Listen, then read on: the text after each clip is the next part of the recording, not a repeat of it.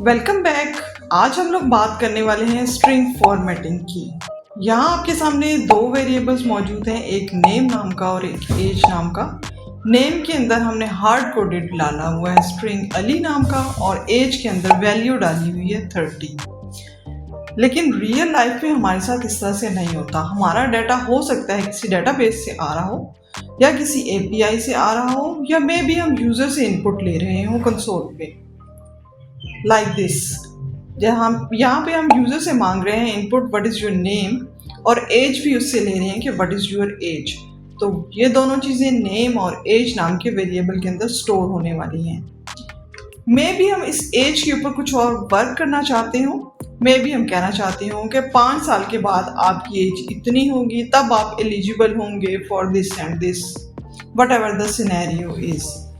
जब हम इसको प्रिंट कराएंगे, आपके सामने यहाँ पे प्रिंट की एक स्टेटमेंट लिखी हुई आ रही है जहाँ पे एक स्ट्रिंग में है योर नेम इज।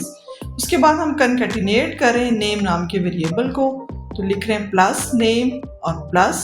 फिर उसके बाद अगली स्ट्रिंग स्टार्ट हो रही है जो है एंड योर एज इज, और इस स्ट्रिंग को भी हम एज के वेरिएबल के साथ कनकैटिनेट करने के लिए प्लस का ऑपरेटर यूज कर रहे हैं दोनों साइड्स पे। और फिर अगली स्ट्रिंग आ रही है हमारे पास ईयर्स ओल्ड। अब यहाँ पे प्रॉब्लम ये होगी कि जो एज है उसमें तो हमने डाली 30 वैल्यू।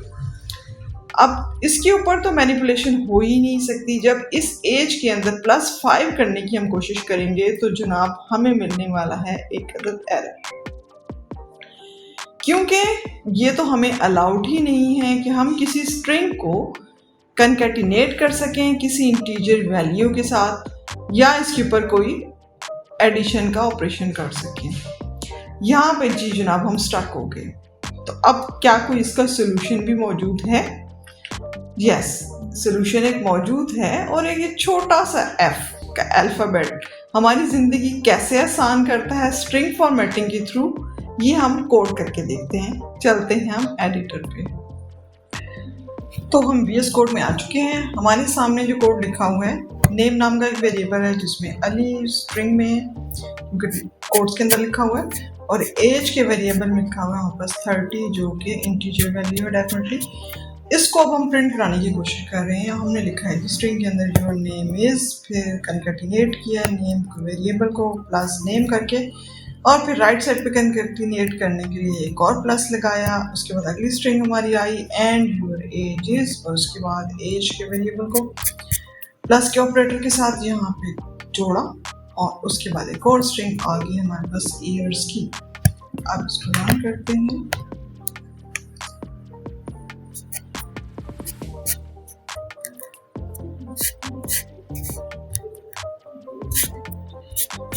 तो ये लीजिए लाइन 3 पे जहाँ पे हमने प्रिंट कराया है वहाँ पे वो कह रहा है कि can only concatenate str not into str। यानी वो कह रहा है कि नेम आपका जो वेरिएबल था उसमें स्ट्रिंग था और एज में आपने जो है इंटीजर की वैल्यू डाली है, तो आप ऐसा नहीं कर सकते कि एक स्ट्रिंग और इंटीजर को आपस में कनकैटिनेट कर सकें। You are not allowed for this. तो अब इसका सोल्यूशन क्या है? यहाँ पे दो सोल्यूशन बनते हैं। या तो हम ये करें कि जो एज की वैल्यू हमने 30 डाली है इसको हम कोड्स के अंदर डाल दें तो वो डेफिनेटली str में कन्वर्ट हो जाएगा।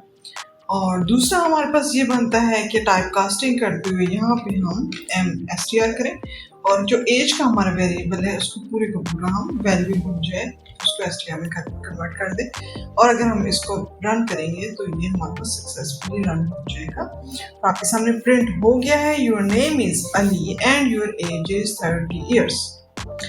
अब जनाब हम तो चाहते थे हम इस एज के अंदर 5 ईयर्स प्लस करके एलिजिबिलिटी चेक करना चाह रहे थे। आपको बताना चाह रहे थे कि अगर आप अभी एलिजिबल नहीं हो तो आपकी एज 5 साल के बाद आप इस चीज़ के लिए अप्लाई कर सकते हो, या कोई भी और हम ऑपरेशन करना चाह रहे थे। तो आप कहेंगे जी दोबारा एज को जो है आप इंटीजर में कन्वर्ट कर लें, और अगर आपको ये डर है कि इनपुट पे यूजर फ्लोट डाल देगा तो आप पहले फ्लोट में टाइप कास्ट कर लें, फिर उसके बाद इनपुट टाइप कास्ट कर लें और फिर उसके बाद उसको यूज़ कर लें। मतलब कितना हेक्टिक है ये सब कुछ। हमने जब उसको प्रिंट कराना है कंसोल पे, हम उसको str में कन्वर्ट करना चाह रहे हैं क्योंकि हम कनकैटिनेट नहीं कर सकते। अगर हम उसके ऊपर ऑपरेशन करना चाह रहे हैं तो जी दोबारा हमें फ्लोट वैल्यू के डर की वजह से उसको फ्लोट में टाइप कास्ट करना है, उसके बाद उसको जो है इंटीजर में टाइप कास्ट करना है। लाइफ काफी मुश्किल हो गई थी। तो यहाँ पे हमारे पास एक आता है मैजिक एफ का। जी जनाब, मैजिक एफ का सेम हमारे पास कोड। अब आप देखिए यहाँ पे प्रिंट कराते हुए यहाँ पे लिखती है एफ। अब गौर करके जी देखिए, मैं बैक स्पेस करती हूँ ना, एफ हटाती हूँ, तो आप नोट करें कि नेम और एज के वेरिएबल्स के कलर्स चेक कीजिए आप। ग्रीन है। अब मैं यहाँ पे एफ डालती हूँ और आप नोट करें यहाँ पे क्या हो गए, नेम और एज दोनों के कलर वाइट हो गए। तो जनाब ये हमारे पास नेम और एज जो हमने ब्रेसेस के अंदर डाले हुए हैं, ये हमारे पास दो प्लेस होल्डर्स तैयार हो गए। हम फॉर्मेटिंग के लिए एफ अल्फाबेट डालेंगे, फिर उसके बाद जिन जिन वेरिएबल्स के अंदर हमने वैल्यू लेनी है, जैसे यहाँ पे नेम और एज में, तो फिर इनको हम ब्रेसेस के अंदर डाल देंगे और हमारे सारे के सारे प्रॉब्लम सॉल्व। हमें एसटीआर इंट फ्लोट कुछ भी करने की जरूरत नहीं है। ये लीजिए आपके पास आउटपुट आ गया। Your name is Ali and your age is 30 years old।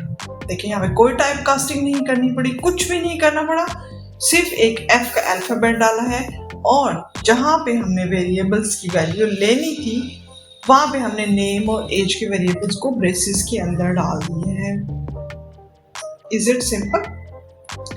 अच्छा, पाइथन 2 में ये यूज होता था, पाइथन 3 में इसको ज्यादा यूज नहीं किया जाता, लेकिन मैं भी आपको कहीं लिखा हुआ नजर आए तो आप इसे फेमिलियर हो, इस वजह से इसके ऊपर थोड़ी सी बात कर लेते हैं। हम इसको प्रिंट के इन दोनों पैरेंथेसिस के अंदर ही, नोट दिस पॉइंट, पैरेंथेसिस के अंदर ही आपने इसको लिखना है डॉट फॉर्मेट, और मेथड के लिए आपने पैरेंथेसिस डालनी है फॉर्मेट की, और उसके अंदर अपने वेरिएबल्स के नाम लिख देने हैं। ठीक है, इससे पहले आप क्या करेंगे कि जो भी स्ट्रिंग आपके लिखना चाह रहे हैं, वट एवर यू वांट, वो सारी लिख देंगे आप कोड्स के अंदर। उसके बाद डॉट फॉर्मेट, और फिर उसके बाद जो जो वेरिएबल्स आपने यूज करने वो करेंगे। यहाँ पे आपको एक आसानी और भी मिल जाती थी, जैसे अगर आपने नेम और एज जिस तरह से लिखा हुआ है, तो ये प्लेस होल्डर जो होते हैं इंडेक्सेस होते हैं, पहले वाला 0 होता है बाय डिफॉल्ट और दूसरे वाला 1 होता है। अब अगर आपने एज और नेम को दोबारा भी, अपने लंबा कोड है आपका, कहीं और भी यूज करना चाहते हैं, तो सिंपली आप जो है ना, जैसे 0 पे अगर आपका जो भी आ रहा है तो आप उस 0 लिखते हैं यहाँ पे, तो बाद में जितनी दफा आपको नेम को प्रिंट कराना है तो आप 0 को यूज कर सकते हैं। इसी तरह से आप ब्रेसेस के अंदर 0 डालेंगे तो आपके पास नेम आ जाएगा, और अगर एज आपका 1 पे आ रहा है और अगर आप चाहें इसको दोबारा अपने कोड में यूज करना, तो इस तरह से 1 लिख के ब्रेसेस के अंदर आप यूज कर सकते हैं उसको, वो आपको आउटपुट देगा। मतलब आपको बार बार दोबारा से वेरिएबल्स के नाम लिखने की कोई जरूरत नहीं है। अच्छा, एक हम ट्रिपल कोड का मैजिक देखते हैं। यहाँ पे हम यूजर से 2 इनपुट लेने वाले हैं। हम यूजर से इनपुट मांग रहे हैं कि व्हाट इज योर नेम, और उसको नेम नाम के वेरिएबल में डालेंगे, और दूसरा हम उससे पूछ रहे हैं कि आपका डिपार्टमेंट का नाम क्या है, उसको हम डिपार्टमेंट के वेरिएबल के अंदर डालने वाले हैं।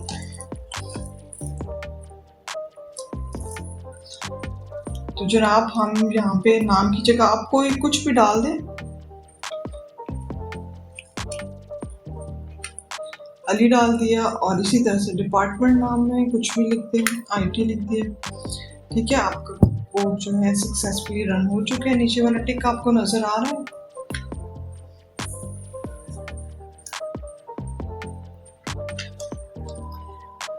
अब हमने ये एक कार्ड नाम का वेरिएबल बनाया है और उसके अंदर एफ फॉर्मेटिंग के लिए रख के, उसके बाद हमने ट्रिपल कोट दिए हैं, उसके बाद एम्प्लॉय कार्ड का नाम लिखा है, नेम कॉलन, उसके बाद नेम नाम का वो वेरिएबल जो हमने ऊपर बनाया था जिसमें हमने यूजर से इनपुट ली हुई थी वो लिख दिया ब्रेसेस के अंदर। डिपार्टमेंट के अंदर डिपार्टमेंट नाम के वेरिएबल का नाम ब्रेसेस के अंदर लिख दिया, और अब हम इस कार्ड को प्रिंट कराना चाह रहे हैं।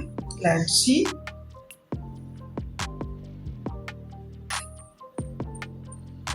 तो जो नाम आपके पास एम्प्लॉय का कार्ड तैयार होके आ जाएगा, जो भी नाम आप लिखेंगे वो नाम लिखा हुआ आ जाएगा, जो भी डिपार्टमेंट आप लिखेंगे वो डिपार्टमेंट लिखेगा। यहाँ पे रैंडम वैल्यूज डालिए, आप देख लीजिएगा जो भी डालनी होंगी। ये कार्ड आपका जितना लंबा हो सके आप जो कुछ डालना चाहें, आईडी डालना चाहें, कुछ और डालना चाह रहे हैं, यानी एक प्रॉपर किसी भी डिपार्टमेंट का कार्ड इस तरह से आप बना सकते हैं। सबसे अच्छी बात ये होगी कि यहाँ पे डायनेमिक वैल्यूज आएंगी, क्योंकि आपके पास डायनेमिक कोड चल रहा होगा, नेम डिपार्टमेंट या वट एवर जो भी आप डालेंगे वो सारी की सारी एक ही दफ़ा किया हुआ कोड आप डायनेमिकली बहुत सारे एम्प्लॉयज़ के लिए यूज़ कर सकते हैं।